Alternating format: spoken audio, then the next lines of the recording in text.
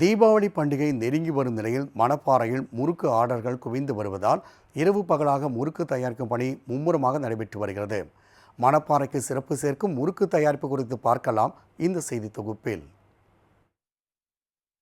நொறுக்கு தீனிக்கு முதன்மை பெற்றது முறுக்கு என்றால் அந்த முறுக்கிற்கு முதன்மை பெற்ற ஊர் மணப்பாறைதான். திருச்சி மாவட்டம் மணப்பாறையில் தயாரிக்கப்படும் முறுக்கிற்கு தனி சுவை உண்டு என்பதை மட்டும் மறுப்பதற்கில்லை.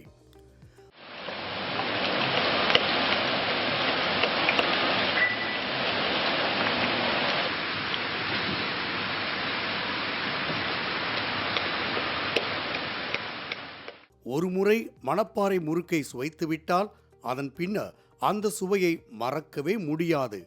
அந்த அளவிற்கு நாவிலும் மனதிலும் மணப்பாறை முறுக்கின் சுவை ஒட்டிக்கொள்ளும். பண்டிகை என்றாலும் சுப நிகழ்ச்சிகள் என்றாலும் முறுக்கை தவிர்த்துவிட்டு அவ்வளவு எளிதில் கடந்து சென்றுவிட முடியாது. அந்த அளவிற்கு முறுக்கு நம் வாழ்வியலோடு ஒன்றாக கலந்துவிட்டது. அதிலும் தற்போது தீபாவளி பண்டிகை நெருங்கி வரும் நிலையில் மணப்பாறை முறுக்கு உற்பத்தியாளர்களுக்கு ஆர்டர்கள் குவிந்து வருகின்றன. இதனால் மணப்பாறையில் முறுக்கு தயாரிக்கும் பணி இரவு பகலாக மும்முரமாக நடைபெற்று வருகிறது.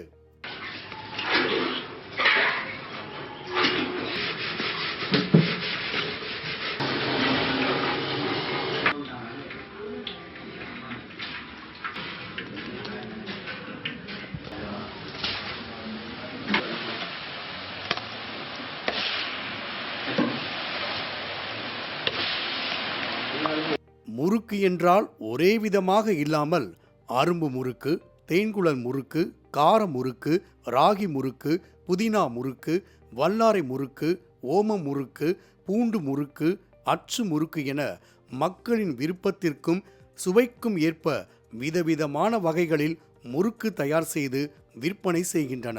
எல்லா ஊர்களிலும் முறுக்கு செய்தாலும் இந்த முறுக்கில் மட்டும் அப்படி என்ன சிறப்பு என கேட்டால் அந்த மண்ணின் தண்ணீர் தான் என்று கூறுகின்றனர் முறுக்கு உற்பத்தியாளர்கள்.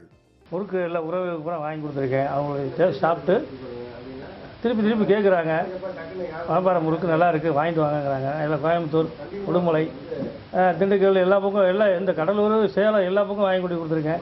நல்லா இருக்குன்னு திருப்பி கேட்குறாங்க. நல்லா இருக்குது முறுக்கு, எல்லா இதுக்கும் விசேஷங்களுக்கு எல்லாத்துக்கும் யூஸ் பண்ணுறாங்க. நல்லா இருக்குது. மணப்பாறைக்கு செல்பவர்கள் முறுக்கு வாங்காமல் திரும்பி வருவதில்லை.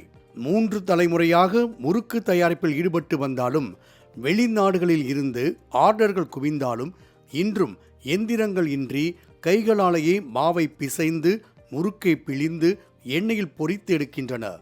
அத்துடன் இன்றும் அதே கட்டை அடுப்பில்தான் பாரம்பரியம் மாறாமல் தயாரிக்கின்றனர். இதுதான் மணப்பாறை முறுக்கின் சுவைக்கு காரணமோ என தோன்றுகிறது. மண் சார்ந்து இந்த தொழிலை செய்கிறனால தான் இன்றைக்கி புவிசார் குறியீடு கிடச்சிருக்கு எங்களுக்கு.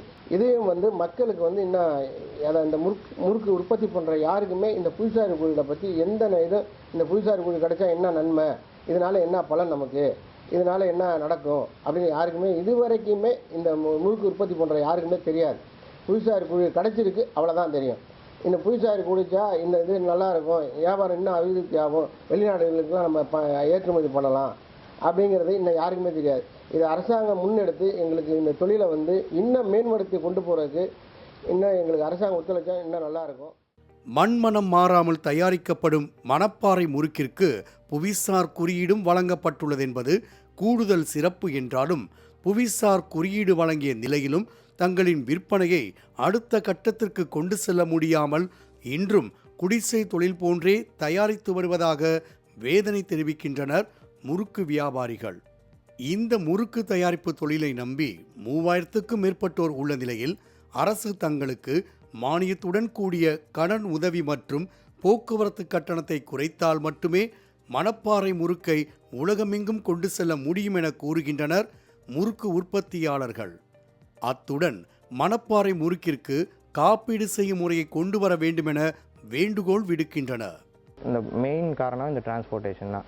இந்த டிரான்ஸ்போர்ட்டேஷனை சென்ட்ரல் கவர்மெண்ட் சைட்லேருந்து இதை குறைச்சி இப்போ இது இப்போ இந்தியாவோட அடையாளம் ஆகிட்டனால இதை குறைச்சி இன்னும் அந்த வரியெல்லாம் குறைச்சி கொடுத்தாங்கன்னா இது இன்னும் அடுத்த லெவலுக்கு எடுத்துகிட்டு போகிறதுக்கும் நேரடியாக தயாரிப்பாளர்கிட்ட இருந்து வாங்கி சாப்பிட்றதுக்கு அவங்களுக்கு ஒரு பெரிய ப்ளஸ் பாயிண்ட்டாக இருக்கும். எங்களுக்கு அது ஒரு பெரிய உறுதுணையாக இருக்கும். சமீப காலமாக பாமாயில் எண்ணெயை பயன்படுத்தி வந்த முறுக்கு உற்பத்தியாளர்கள் பொதுமக்களின் விருப்பத்திற்கேற்ப தற்போது மீண்டும் சுத்தமான கடலை எண்ணெயில் முறுக்கு சுட தொடங்கியுள்ளதாக தெரிவிக்கின்றனர்.